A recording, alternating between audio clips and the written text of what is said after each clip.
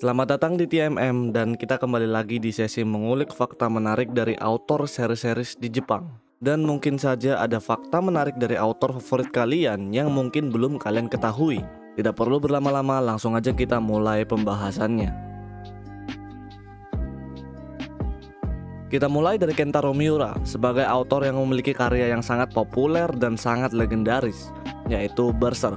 Kita tahu jika salah satu hal yang identik dengan Kentaro Miura adalah artnya yang sangat realistis dan mendetail. Bahkan banyak autor lain yang mengaku tidak bisa menggambar sedetail Kentaro Miura. Dan ternyata semua itu karena kedua orang tua Miura, yang mana keduanya ini memiliki profesi sebagai desainer. Bahkan kedua orang tuanya ini disebut sebagai elit artistik. Hal ini yang menjadikan jiwa seni menggambar sudah mengalir di darahnya Kentaro Miura sejak dia masih kecil. Kentaro Miura membuat karya pertamanya saat berumur 10 tahun. Dan karya pertamanya ini berjudul Miuranger. Dan hebatnya Miura ini menerbitkan karya ini dengan teman sekolahannya hingga mencapai 40 volume. Dan Miura pernah menerbitkan doujinshi pertamanya dengan dibantu para fansnya pada tahun 1982.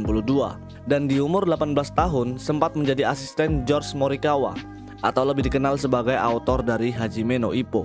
Miura sendiri mengaku jika dirinya memiliki fisik yang sangat kuat saat masih muda dan pernah mengalahkan musuhnya dengan telak saat ia pertama kali mengikuti judo. Di sisi lain, pengalamannya saat judo ini menjadi landasan gerakan pedang milik Guts di series Berserk.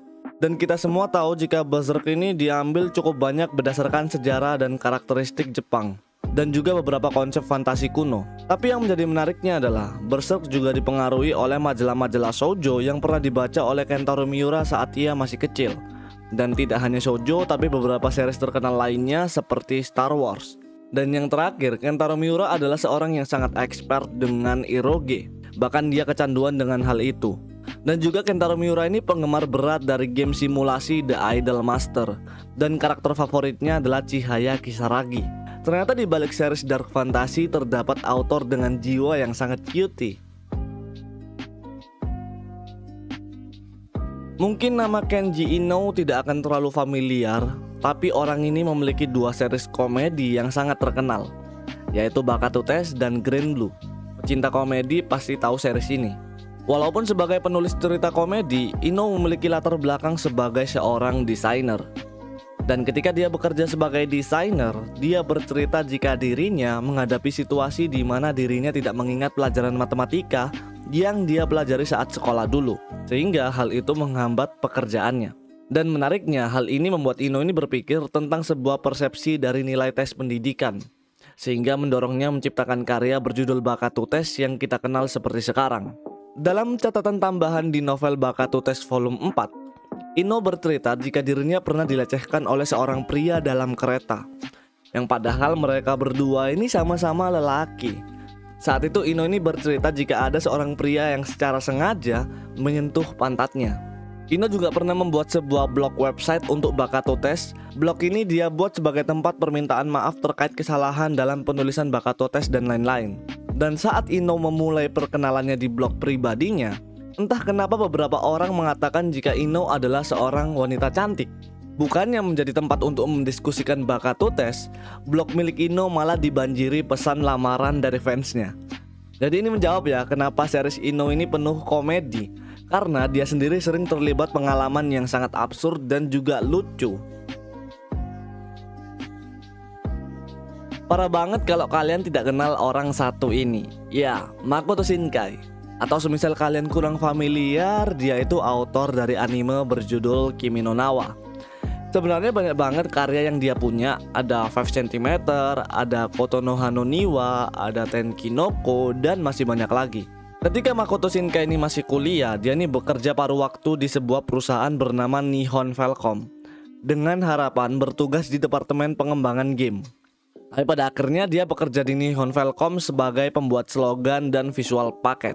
Dan beberapa kali dia ini juga ikut andil dalam memproduksi film pendek untuk game PC sebuah perusahaan.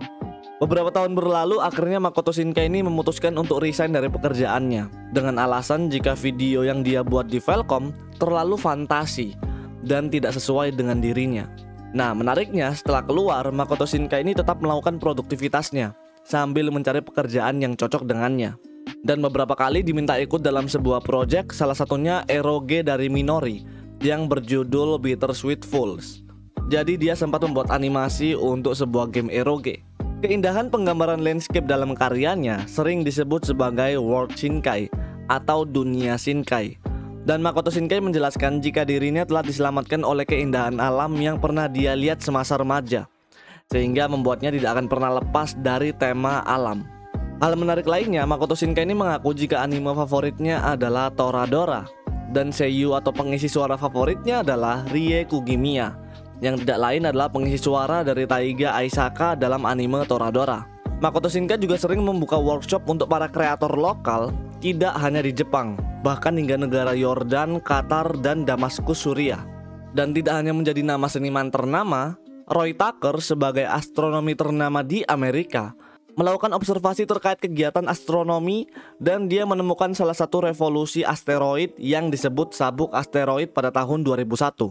Karena itu salah satu sabuk asteroid penemuannya, dia menamakan asteroid itu dengan nama Makoto Shinkai. Karena si Roy Tucker sendiri ini penggemar anime dan budaya Jepang, dan nama ini dikonfirmasi resmi oleh Makoto Shinkai sendiri. Jadi di sini Makoto Shinkai berasa setara dengan dewi dewa Nordik. Namanya dipakai sebagai sebutan benda-benda di angkasa. One Sensei atau lebih dikenal sebagai autor dari series One Punch Man. Jika kalian pernah melihat gambaran milik One Sensei, kalian bakal tahu jika gambarannya itu terasa sangat kacau. Tapi pada awalnya One Punch Man ini memang karya asal-asalan yang dibuat oleh One Sensei. Semua ini bermula ketika One Sensei ini masih kuliah, di mana dia ini memiliki hobi untuk menggambar dan mempublish di web pribadi miliknya. Dan saat itu dia tidak menggambar lewat kertas atau pentap seperti autor lainnya, tapi One Sensei menggambar di ponsel sendiri secara manual. Dan saat itu dia ini sempat mencoba mengirim komik komedi ke Shonen Jump. Tapi tentu saja dengan karya yang cukup berantakan, One Sensei ini ditolak oleh Shonen Jump. Di sisi lain, One Sensei ini tidak memiliki pengalaman lebih dalam dunia seniman manga. Jadi One Sensei bisa dibilang sekedar orang yang gabut yang pengen gambar terus di-upload. Jadi kurang lebih seperti itulah. Sampai akhirnya di tahun 2009, One Sensei ini menggambar manga One Shot One Punch Man di situs Sintosa. Jadi Sintosa itu situs web bebas yang kebanyakan diisi oleh para pemula. Dan secara tiba-tiba One Shot miliknya ini menjadi populer. Dan One Sensei ini sempat memindahkan One Shot tersebut ke web pribadinya. Dan terhitung kurang lebih web pribadi milik One Sensei ini diakses 100.000 orang per hari, dengan total kumulatif 70 juta orang yang telah mengunjungi situsnya. Yang padahal One Shot One Punch Man ini hanya karya yang dibuat sebagai latihan di komik studio. Gila nggak tuh? Walaupun fakta ini singkat, tapi setidaknya sekarang kita bisa tahu jika hoki bisa mengalahkan sebuah bakat. Sekarang kita akan membahas Tapei Nagatsuki, atau lebih dikenal sebagai penulis atau autor dari novel ReZero. Sebelum tenar sekarang, Tapei Nagatsuki ini dulunya bekerja sebagai orang yang bertanggung jawab dengan produk daging di supermarket, tetapi juga memiliki hobi sebagai penulis novel. Awalnya dia ini aktif dengan nama pena Neko Midori. Tapi dalam beberapa waktu lonjakan dari ReZero ini semakin membesar, ia merubah namanya menjadi Tapei Nagatsuki. Fakta menarik lainnya adalah, nah ini nih yang bikin gelut nih. Tapei Nagatsuki ini mengatakan jika karakter favoritnya di ReZero adalah Emilia. Ya no comment lah untuk hal ini. Dan dari sudut pandang pembaca, karya favorit Tapei Nagatsuki adalah Magician of the Different World dari Hero Wither. Tapei Nagatsuki pernah mengatakan jika dia ini sangat sedih jika para fansnya ini merasa tidak setuju dengan beberapa hal dalam cerita yang ia buat. Dan Tapei Nagatsuki dengan tegas mengatakan, saya ingin melakukan apa yang dibayar oleh para fans. Sehingga mungkin hal ini yang membuat ReZero ini memiliki banyak rute cerita yang berbeda-beda. Dan salah satu series yang lain sempat populer baru-baru ini adalah Vivy, walaupun hasil kolaborasi dengan rekan dekatnya sendiri. Tapi hal ini membuktikan jika Tapei Nagatsuki memiliki pemahaman yang sangat kreatif terkait sebuah cerita fantasi. Dan karya miliknya yaitu ReZero kerap berkolaborasi dengan beberapa series lainnya, seperti contoh Isekai Quartet dan juga Mushoku Tensei, dan beberapa kali menjadi easter egg di beberapa anime isekai lainnya. Menurut kalian gimana? Ada yang kurang? Tambahkan di kolom komentar. Oke, terima kasih yang sudah menonton video ini sampai habis. Kesalahan atau kekurangan bisa tuliskan di kolom komentar. Semoga terhibur. TMM, see you next video.